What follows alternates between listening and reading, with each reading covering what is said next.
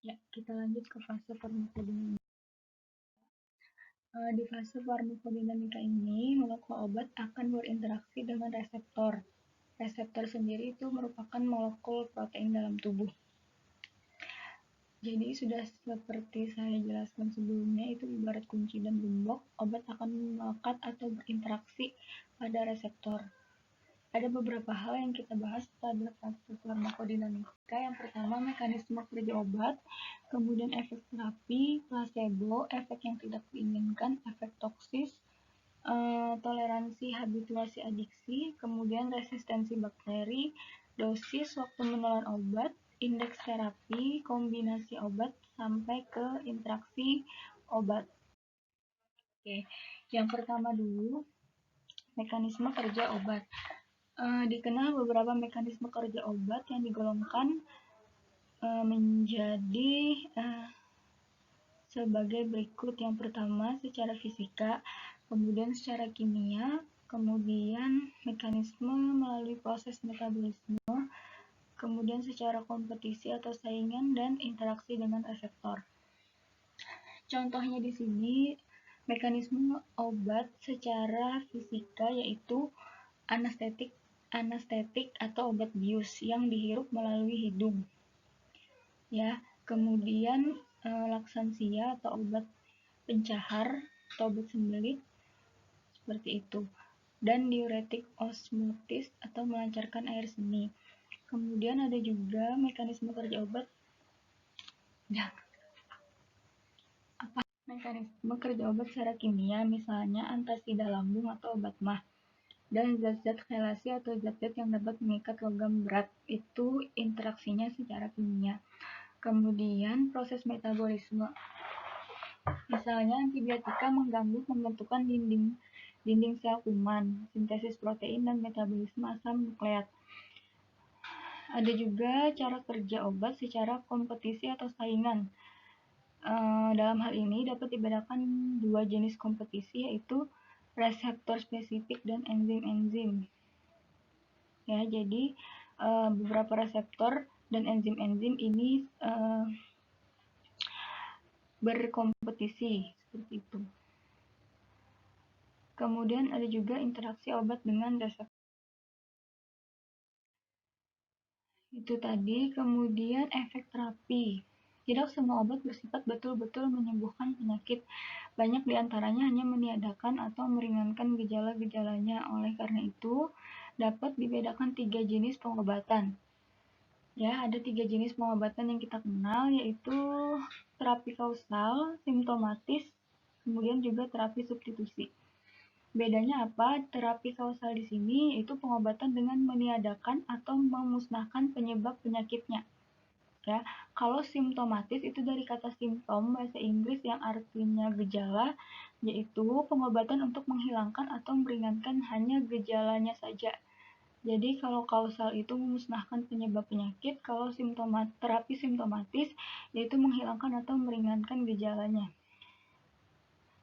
Gejala itu seperti apa? Misalnya gejalanya demam gitu kan. Kalau terapi kausal itu penyebab penyakitnya misalkan demamnya karena apa? Karena infeksi bakteri, berarti harus diberikan antibiotik atau antibakteri seperti itu. Kemudian juga selain demam, nyeri seperti itu kan bukan merupakan suatu penyakit tapi gejala dari suatu penyakit. Kemudian ada juga terapi substitusi atau pengganti, yaitu pengobatan dengan cara menggantikan zat-zat yang seharusnya dibuat oleh tubuh yang sakit. Jadi tubuh yang sakit itu tidak bisa atau pembuatannya itu menurun, misalnya di sini hormon insulin ya pada penderita diabetes. Nah, jadi harus disubstitusi atau diganti dari luar.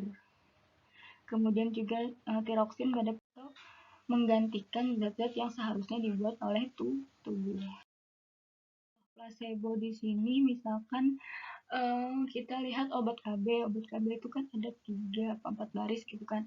Nah, di situ tidak semuanya itu mengandung zat aktif, tapi ada beberapa yang diselipkan placebo.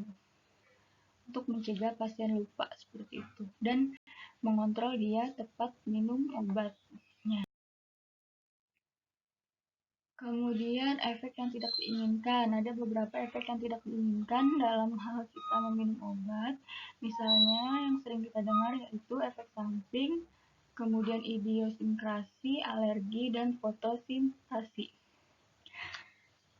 Efek samping sendiri adalah segala pengaruh obat yang tidak diinginkan pada tujuan terapi yang diinginkan. Kemudian idiosinkrasi adalah di mana suatu obat memberikan efek yang sama sekali berlainan. Misalkan anti nyeri, tapi dia malah menyebabkan nyeri seperti itu. Atau anti diabetes, menurunkan kadar gula darah, tapi ternyata dia menambah kadar gula dalam darah seperti itu. Jadi sama sekali berlawanan atau berlainan. Dan ada alergi. Alergi ini adalah hipersensitif akibat pelepasan histamin di dalam tubuh. Gejala-gejala alergi yang biasanya sering terjadi seperti bentol-bentol, gatal, kemerahan, dan sebagainya. Seperti itu. Saya rasa kalau alergi sudah dapat dibayangkan ya, sudah ada yang mengalami juga mungkin misalkan alergi makanan ya, alergi seafood misalkan timbul bentol-bentol. Seperti itu ada peristiwa yang terjadi dalam tubuh kita antara antibodi kita dengan misalkan kita alerginya sama apa, nah itu disebut dengan antigen.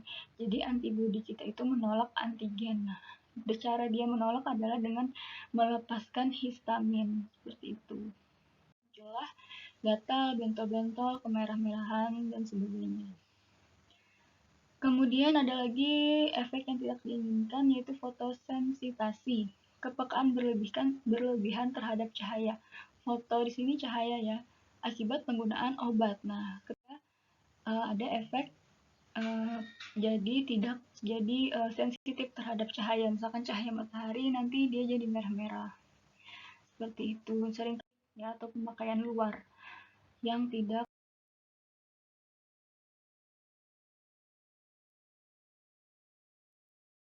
cocok. Toksis yang kelima yaitu toksis di sini artinya racun atau berbahaya. Setiap obat dalam dosis yang cukup tinggi dapat menunjukkan efek toksis ya. Atau biasa kita kenal dengan overdosis, kelebihan dosis. Hubungan langsung dengan tingginya dosis. Dengan mengurangi dosis, toksis yang terkenal yaitu efek teratogen, yaitu obat yang pada dosis terapeutik untuk ibu mengakibatkan cacat pada janin. Nah, teratogenik yang dikenal itu yang sempat populer juga itu kasus thalidomid ya, yang sebenarnya itu obat mual tetapi malah mengakibatkan cacat pada janin seperti itu.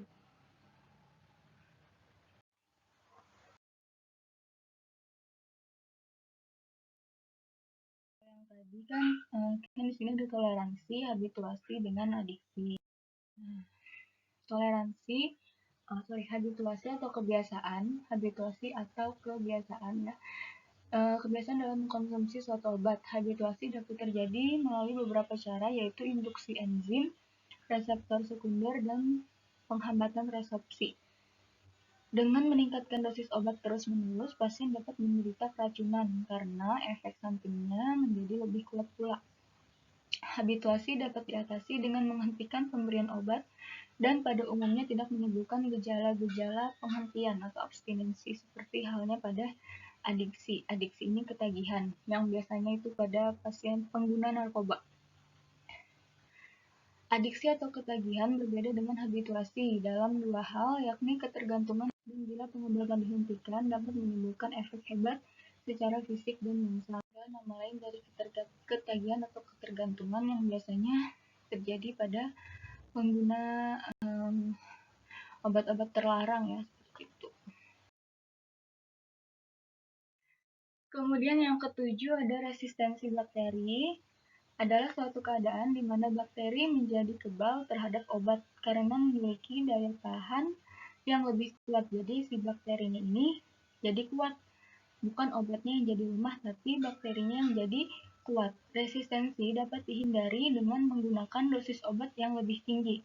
Ya, otomatis karena bakterinya susah dibunuh, maka kita perlu dosis yang lebih tinggi dibanding dengan cepat atau pendek, dan menggunakan kombinasi selain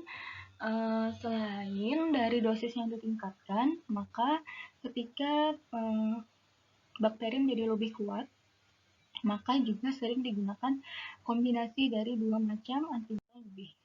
Perbedaan resistensi dengan toleransi adalah resistensi khusus untuk antibiotik. Nah, jadi kalau antibiotik itu bahasanya resistensi. Antibiotik adalah zat-zat yang dapat membunuh atau menghentikan pertumbuhan bakteri. Contohnya yang paling simpel adalah amoksisilin, seperti itu. Amoksisilin. Maksudnya di sini, ketika usia pasien berbeda, maka dosis obat yang diberikan juga berbeda. Begitu pula dengan berat badan pasien. Ketika berat badan si X dengan si Y itu jauh bedanya, biasanya juga ada perbedaan di penentuan dosis seperti itu. Dosis sendiri adalah takaran pemakaian suatu obat, umumnya tercantum dalam setiap farmakope ya, farmakope yang warna merah itu. Farmakope sebenarnya yang umum dipakai sekarang adalah dosis pemakaian atau usual dose atau dosis lazim. Anak-anak kecil, terutama bayi yang baru lahir, menunjukkan kepekaan yang lebih besar terhadap obat ya. Jadi biasanya harus hati-hati tuh untuk anak-anak kecil kalau kita ngasih obat, karena fungsi hati, ginjal, serta enzim-enzimnya belum lengkap perkembangannya. Demikian juga untuk orang tua di atas 65 tahun. Kenapa? Karena fungsi hati dan ginjal serta enzim-enzim itu cara kerjanya sudah menurun ya, karena sudah lanjut usia. Kemudian yang ke-9, waktu menelan obat. Bagi kebanyakan obat, waktu ditelannya tidak begitu penting, yaitu sebelum atau sesudah makan. Tetapi ada pula obat dengan sifat atau maksud pengobatan khusus guna menghasilkan efek maksimal atau menghindarkan efek samping tertentu.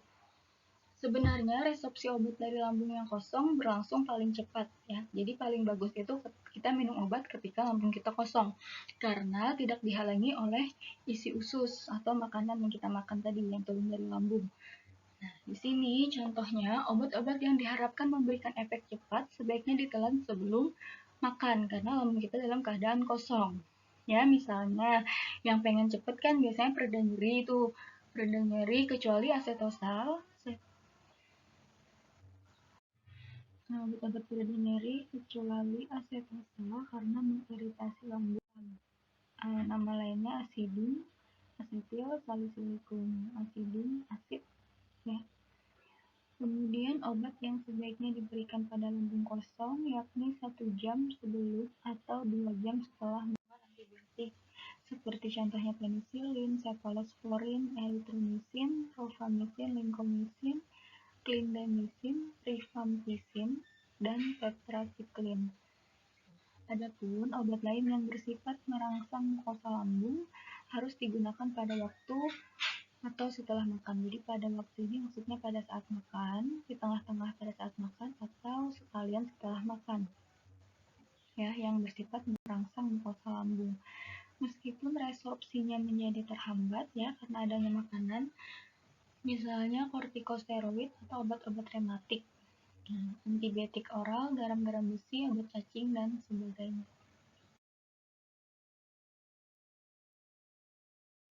Yang 10, indeks terapi. Hampir semua obat per dosis yang cukup besar menimbulkan efek toksis dan pada akhirnya dapat mengakibatkan kematian. Di sini ada beberapa penjelasan dosis, seperti misalnya dosis toksik, dosis lethal, dan dosis terapeutik atau efektif dose. Toxic dosis itu artinya dosis yang dapat memberikan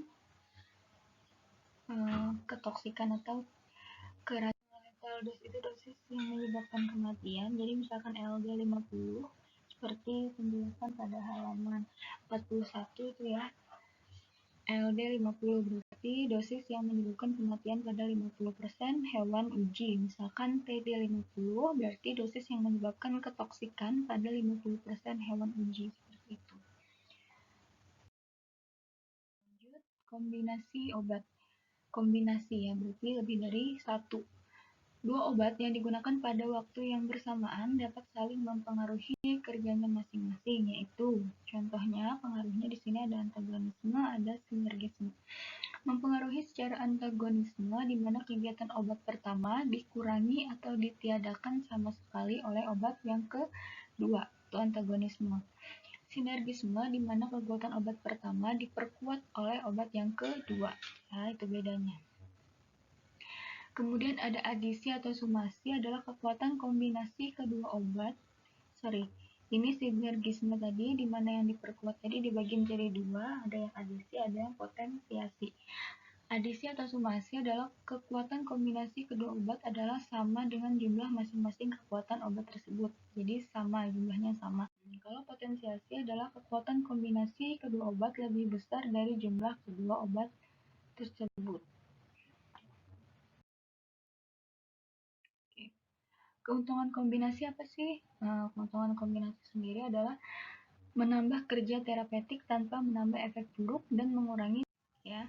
Kemudian menghambat terjadinya resistensi, kemudian memperoleh potensiasi. Kerugiannya yang jelas boros karena jadi ada dua obat yang digunakan. Kemudian takaran masing-masing obat belum tentu sesuai dengan kebutuhan, sedangkan takaran obat tidak dapat diubah tanpa mengubah dosisnya. Kemudian manfaat tidak memenuhi syarat. Kerugian lainnya mempermudah terjadinya resistensi terhadap beberapa spesies kuman. Nomor 7, peristiwa di mana dosis obat harus dinaikkan terus-menerus untuk mencapai efek terapeutik yang sama. Ya, terus berarti dia menjadi toleran atau toleransi yang H7 yang H